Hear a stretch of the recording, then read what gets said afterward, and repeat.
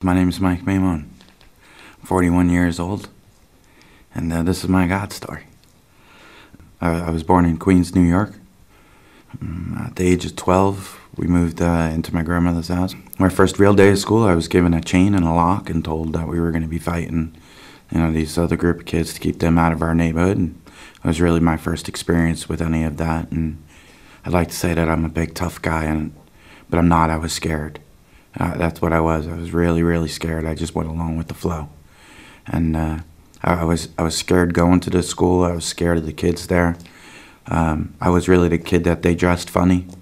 I wore Buster Brown shoes and plaid pants and button shirt, and my hair was short and parted to the side. And we moved into this bad, tough neighborhood, and everybody there was wearing leather jackets and denim jeans and biker chains and had long hair and Led Zeppelin shirts. And I didn't look like I fit in. I didn't feel like I fit in.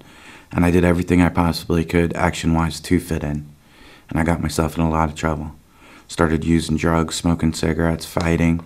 I was in trouble with the police by the age of 12. And by the age of 15, 16 years old, I was on my own. And happy to be that. Happy to be that. I was no longer able to use drugs and alcohol in my house, my parents' house, the way that I wanted to. And it was just such an integral part of me fitting in with people that I was running with that I really had no choice. I didn't feel that I had no choice. 17 years old, I was homeless during the winter months. 18 years old, I was homeless during the winter months. 20 years old, I was homeless during the winter months. Really, I went to a meeting and I found a pretty lady and thought that maybe raising a family might be the necessary jolt in my life. And I married my ex-wife. Well, I married my wife, who's my ex-wife today, and I had a daughter with her. And it was horrible. I was not a good father. I was not a good son. I was not a good husband. I was not a good employee. I started my own business, messed that up, and it was just an absolute complete disaster. I could not stop using drugs and alcohol.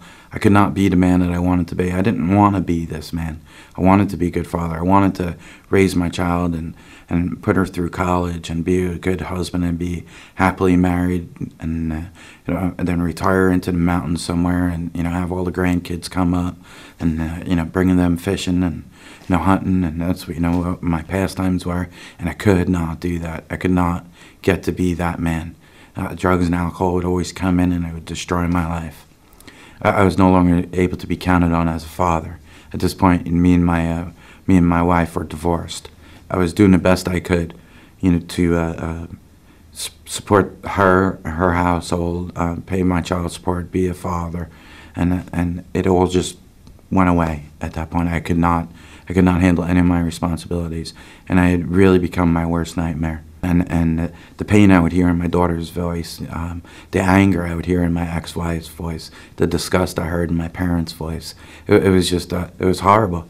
I had just become, a loser would have been one of the nicer things that they would say about me at that point. In the areas that I was running in, nobody really wanted to have anything to do with me. The drug dealers didn't, the prostitutes didn't.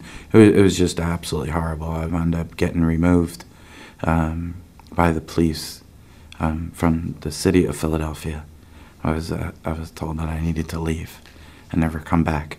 And so I got on, started walking down to Atlanta from Philadelphia, and got through Philadelphia to Delaware, which isn't that far of a thing, and I got myself a 10-speed bicycle and I started pedaling down, and I had about $130 to my name at that point in a backpack, and I got down here to Atlanta where my sister lived.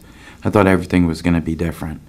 I figured a different place, a new start. I figured by the time I got down here I would be dried out, and that when I got down here I would just start fresh. And it really wasn't any different. I got down here and my sister said, I was more than welcome to stay at the house, and heard Atlanta was a booming town.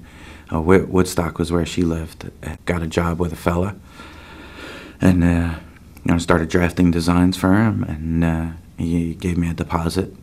That was not a good idea. a healthy deposit, a couple $1,000s. And so when this fella gave me that deposit, I went downtown looking for crack cocaine, which was my drug of choice. I had only been here for maybe a month at the time, and I was off to the races. I wound up getting that little house in the woods. It was a dumpster that was in an abandoned lot, and that's where I wound up staying one of my last weekends. And I looked around, and there was a mattress on the bottom of the dumpster, and the dumpster was, kind of turned upside down, and so there was, the bottom of the dumpster was the roof, and the little bin where people put the clothing in. That was my window, and I was looking out at all the weeds and the saplings that was growing up, and I thought this is what, my life had come to. It was gone, and, I started walking back to Woodstock from downtown Atlanta, and this was a Sunday morning, and a fella in an old white dilapidated van with ladders up on the top pulled over, and it was sprinkling, and, I had been smoking crack for 3 or 4 days at this point. And he pulled up, and there's just no way. I'm walking on Interstate 75 on the side of the road, and this guy pulls over. Why would anybody pull over to pick up somebody looking like I did that morning? And he backed up his van, and I realized he was coming for me, and I walked up to it, and he asked me if I needed a ride and where I was going, and I said Woodstock, and his eyes kind of bulged out a little bit, and he was like, I'll bring you down as far as the end, where it forks off, 75 and 575. I'll drop you off there. And I got in the van, and he asked me what happened. And I wasn't telling anybody what was going on in my life, but for some reason, this guy, I got in there, and his hair was longer than mine. There were cigarette and coffee cups all over the bottom of the van. It was all dirty. It was really an old, dilapidated work van. And he was a gutter guy. That's what he did. And he said to me, he asked me what was going on. I told him, I'm a crack cocaine addict. I can't stop using this stuff. I've been using it all weekend long. And, I just started again, and I have not been able to stop for like 1.5 years, 2 years. It's been every day. And every day I say I'm going to stop, and every day I can't stop. And it was just, I started crying, right there in the van. And the guy turns around, and he was like, listen, I'll drive you all the way back to your sister's house in Woodstock. Because when we get off of 92, there's an abandoned gas station there. If you'll let me pray over you, I'll bring you all the way to Woodstock. And that was the last weekend I used drugs. Ever so far. Ever.